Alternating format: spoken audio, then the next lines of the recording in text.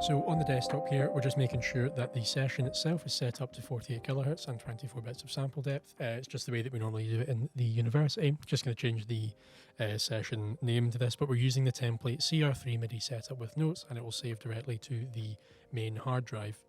When you're in the session here, you'll notice that everything is loaded up as a sort of template there. We've got notes under each one of them that says which channel of the Behringer mix rack you need to be muting and unmuting here. So we'll look for the DeepMind right now.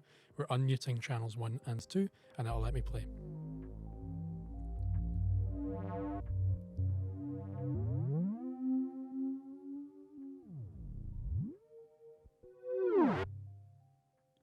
Yep, and then we're going to move over to the RD8 again. So we're now muting channels 1 and 2 and unmuting channels 3 and 4. This is all still through the Native Instruments controller that we've got in the room as well.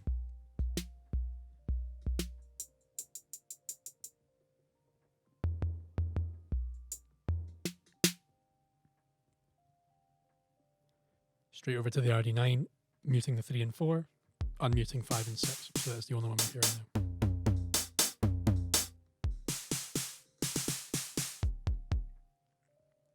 And then finally over to the Matrix Brute. So now we're unmuting 7 and 8, muting 5 and 6, and now that's all we're going to hear from this one.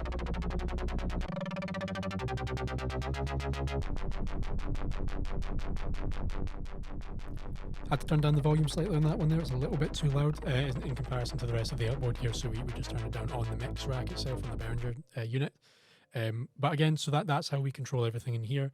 You'll see that I input monitored all of the tracks here. You can also set them to record and then record the session as well. Just make sure, as I've said before, to unmute and mute the tracks that you're wishing to use.